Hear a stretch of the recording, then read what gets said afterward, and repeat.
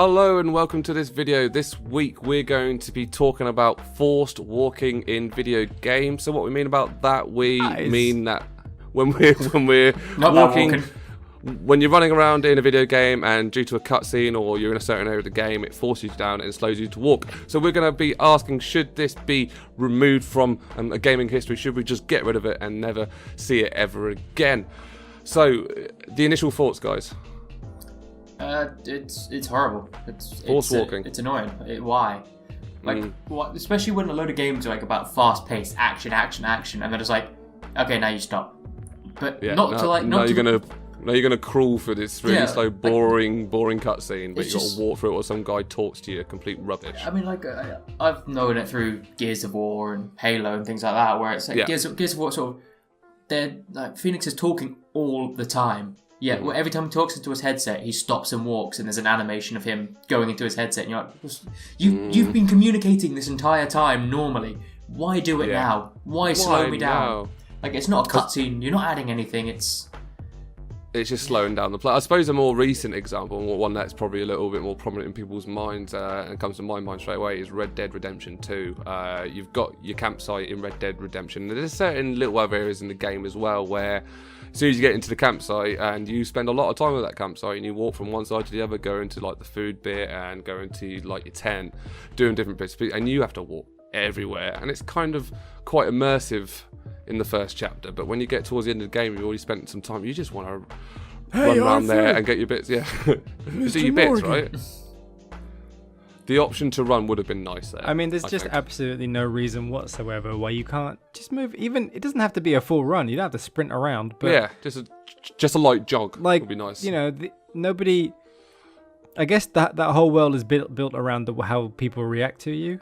Yeah. And they want you to feel like, whatever you do, people take notice. So if Arthur was just legging it around the campsite, like sprinting and jumping over things and being an idiot, I guess having no one say anything would be a bit weird.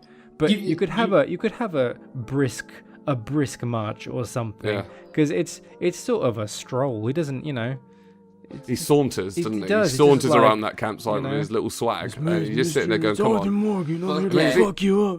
I mean, it's like, "Oh, go on now." This makes us sound like we're just complaining about every aspect of gaming, but when you've got a finite amount of time, like you come home from work, you sit down, you've got maybe like an hour or two to play a game, the last thing you want to do is walk around. Like when you're trying to sort of have a bit of an escape, enjoy your game, you just don't want to be walking around for like 20 minutes for no apparent reason. You want a game. We have this new genre, walking simulators, if you want to go and have that experience, but to force people into it. I suppose here's a question that we need to ask before we start thinking about whether or not it should be banished from history. Can you guys think of any examples where it's done well, or where you feel like it has actually added to the experience? I'll come to Paddy. I mean, there are places that make sense. Like, I don't know, if you look at the opening intro, like one of the first levels in The Last of Us and that kind of thing, or when you're playing as Sarah, or even later in that game, like they trying to give you a sense of, I guess, place you in a world. And scope as well, if you're sprinting through that. Yeah, exactly. It wouldn't make any sense. So yeah, for a linear narrative, fine. Slow you down every now and again. Have places where it slows you down, where you have to kind of walk into a cutscene or just come out of it, and you can't just start sprinting around like a maniac. But I think it's when you have so many options to not do that is when it's really weird. But like in a narrative-based game, it sort of makes sense. I mean, there are really annoying times where I guess it's really open world games where they force you into like a linear conversation with someone, and you're both walking very, very slowly to an objective. But otherwise, I think in like other kind of linear narratives or that kind of thing, I think it does make more sense. Yeah, so I don't hate it in those cases. Yeah, just you don't really notice it because you're taking in. Because you're trying to absorb everything in, yeah. aren't you? Yeah. I noticed it happening a few times in last year's God of War as well. A few bits. So it didn't happen as often because they tried to keep that game quite fluid. But there were a couple of times where it was quite obvious they wanted to slow you down. They wanted you to absorb what was happening around you, as opposed to just let's run to the objective marker. So you definitely see there is a point for it, but then it comes out does the benefit of slowing down every now and again, slowing down the pace of a linear game outweigh the annoyance of it in an open world setting? So I think we're ready to make our deliberations, unless anyone else has anything else to add. I'll add another little point.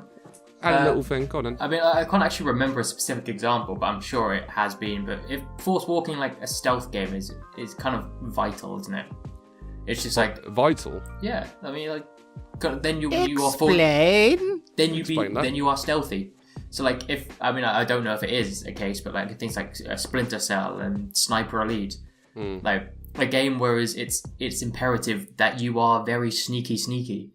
But surely what you'd want out of a stealth experience is the choice. If it's forcing you to walk in a stealth game. Well, not all the time, but sort of obviously there'll be certain bits where it's like, right, you're in a house. There's people either side of you, and you're going underneath the truck. You know, and it forces you into that slow animation. Even sort of like in the early levels, so it's sort of like, right, in these times you must go slowly. Or like in a certain difficulty or stuff like that. And then I say, so do you mean, are you talking about like when the game mechanics force you to, the actual game itself is making you walk as opposed to the game actually forcing you to stop? Well, yeah, because that I understand. Like a game will be like, if you run around here, you're dead. So, but surely that should be the choice of the player. Yeah, exactly. You know what I mean? If they're playing a stealth game, what's the point? If they can't get caught, it's not a stealth game then. It's just an interactive film. Well, yeah, but like obviously it won't be all the time. Like in certain bits, sort of, you don't want to sort of, because sometimes when you have to move slowly, you just very lightly got to tease the stick, and then you accidentally slip your thumb and you sprint forward and die. Well, let's agree to disagree on that point, Ali Poop. No. But let's come round to the deliberation part. Let's make a decision and let's make a choice. And I'm going to start with the wonderful Alistair. I want a simple aye or nay. Should force walking in video games be struck from history? I have deliberated. Aye. We have an aye. And now I'm going to come to Paddy. Paddy, should force walking be removed from the history of video games? No. Nay. Deciding fault comes to me then, and I shall say... You said aye. Aye. I believe should be so. Welcome to the Geordie podcast.